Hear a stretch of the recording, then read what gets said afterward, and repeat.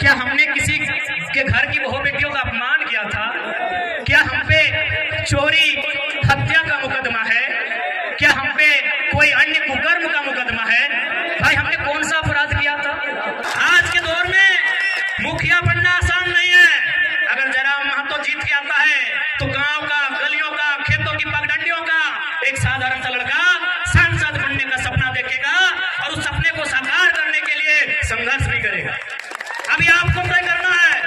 और सबसे खास बात हम कहना चाहेंगे, क्योंकि हमने पहले ही कहा है कि नेता बदलने से देश नहीं बदलेगा, पार्टी बदलने से देश नहीं बदलेगा, विचार बदलने से देश बदलेगा।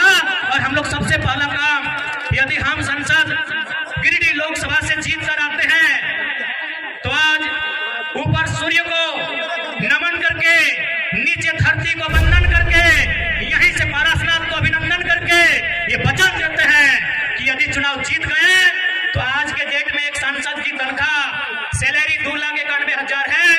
हम लोग 75% गांव के चौपाल में जाएंगे, वहां चर्चा करेंगे कि खर्चा कहां करना। हम लोग संसद की सैलरी 75% जनता के बीच दान करेंगे।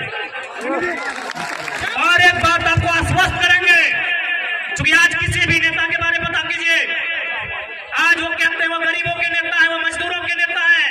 अरे जितना दाम आपके बहियार खेत का नहीं है, उनके बाथरूम का है। आपका नेता कैसे हुआ? वो कैसे आपका नेता हुआ बताइए।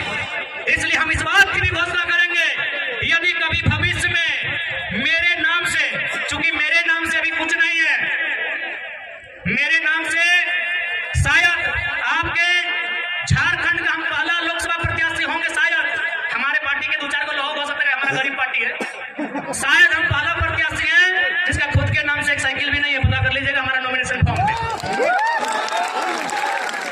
हमारा खेती बाड़ी चित्तरपुर पंचायत डोला मानडाल के अंतर्गत आता है। हम लोग का जो बाप दादा का संपत्ति है, आज पूरे होश हवस में कहते हैं, अगर भविष्य में हम चुनाव जीतते हैं और मेरा अगर 1 इंच जमीन भी मेरे जिला से बाहर रहेगा, मां कसम वोट मत दीजिएगा अगला बार। सोच से भारत बनेगा, नए सोच से नया भारत बनेगा, नए व्यवस्था परिवर्तन से नया भारत बनेगा। इनकी घटिया सोच से भारत कभी नहीं बनेगा। हम पूरे होश हवस में कहते हैं, क्योंकि मैं बार बार कहता हूं पारसनाथ को साक्षी मानते हैं। हालांकि कुछ लोग पारसनाथ के नाम सुनते हैं और हालत खराब होने लगता है। होने दीजिए, है भाई मेरा गार्जियन है तो है तो है, तभी तो गरज के अकड़ के चलते हैं। कोई हमारा बाल उखाड़ने का कोशिश कीजिए ना, अगर पारसनाथ पहाड़ उसका खाल नहीं उखाड़ लिया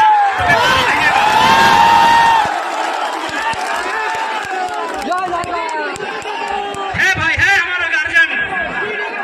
हमारे पीछे कोई गॉड फादर नहीं खड़ा है, हमारे पीछे कोई विधायक सांसद नहीं खड़ा है, हमारे पीछे हमारा इतिहास, हमारी आस्था, हमारी परंपरा, माटी राज पारसनाथ पहाड़ खड़ा है।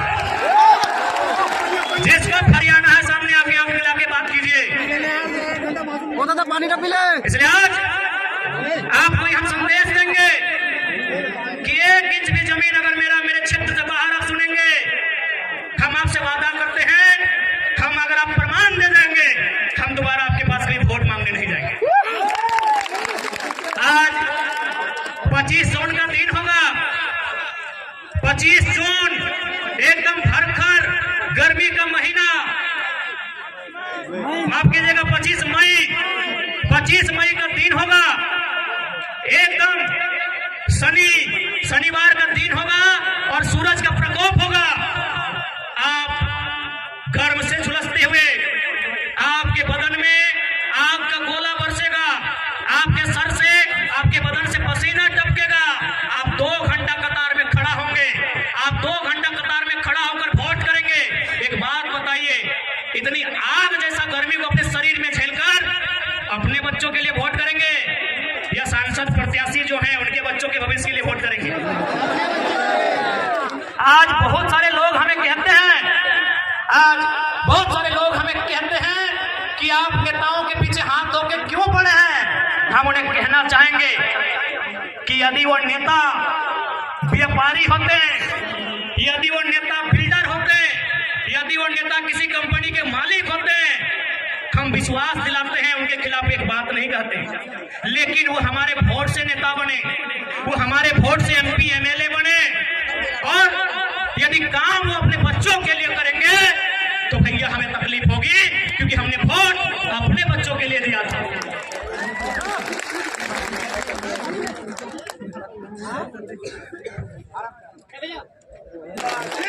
इसलिए आज ध्वनि के बीच स्पष्ट क्या चाहो, और साथ ही साथ ध्वनि के मन में एक सवाल आवो कि हमने की काम करवाए, तो पहला काम कहना चाह रहे हैं कि अगर हम लोग जीतेंगे तो क्या हो सकता है, क्या कर सकते हैं। आप 25 मई को जिस दिन वोट देने के लिए जाएंगे, 25 मई को जिस दिन अपने घर से आप वोट देने के लिए जाएंगे, एक काम कीजिएगा, आप अपने घर से अपने मतदान केंद्र की दूरी को नाप लीजिएगा।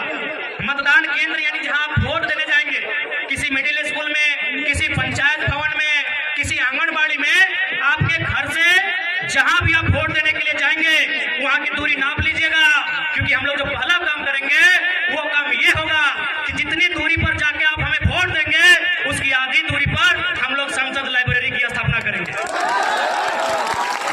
उसकी आधी दूरी पे एकदम ऑन दी रिकॉर्ड कहते हैं, लाइव चल रहा है, मीडिया रिकॉर्ड कर रही है, गिरिडीह लोकसभा में 22 सबूत आते हैं, सौगंध इस गिरिडीह लोकसभा की मिट्टी की, सौगंध झारखंड की जनता का। हम लोग जो पहला काम करेंगे कि हम लोग संसद लाइब्रेरी की स्थापना करेंगे, और वो लाइब्रेरी चास चंदन क्यारी में नहीं होगा, वो लाइब्रेरी जहां आपका गांव है, जितनी दूरी पर आपका वोट वाला बूथ होगा उसकी आधी दूरी में वो लाइब्रेरी की स्थापना की जाएगी। ये हम लोग पहला काम करेंगे, क्योंकि मेरा मानना है कि शिक्षा असल। आपको जानकारी देना चाहेंगे कि हमारे झारखंड में 27% कोयला का खनन किया जाता है। शायद आप लोग जानते भी होंगे 27% कोयला अकेले झारखंड देता है, लेकिन आपको मालूम है हेडक्वार्टर कहाँ है? आपको मालूम है हेडक्वार्टर कहाँ है? कलकत्ता। कितना शर्म की बात, कितने दुर्भाग्य की बात कि कोयला हमारी जमीन पर और हेडक्वार्टर कलकत्ता। इसीलिए अगर गिरिडीह लोकसभा से जीतते हैं तो सदन में हमारा यह सवाल होगा कि आज के बाद से हेडक्वार्टर कलकत्ता नहीं, धनबाद या बोकारो होना चाहिए। अब यह सवाल बनता है कि धनबाद या बोकारो अगर कोल इंडिया का हेडक्वार्टर बनेगा तो फायदा क्या होगा?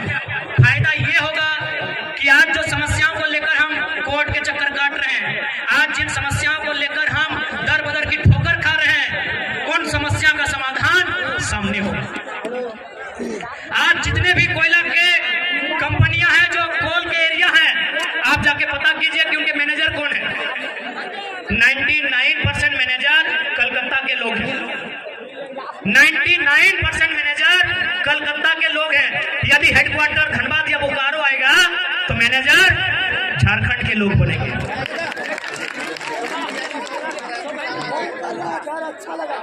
लिया था क्या हमने किसी के घर की बहू बेटियों का अपमान किया था? क्या हम पे चोरी हत्या का मुकदमा है? क्या हम पे कोई अन्य कुकर्म का मुकदमा है? भाई हमने कौन सा अपराध किया था? हम तो छात्रों की आवाज बनने रांची गए थे। छात्रों का मांग था कि नियोजन नीति बननी चाहिए।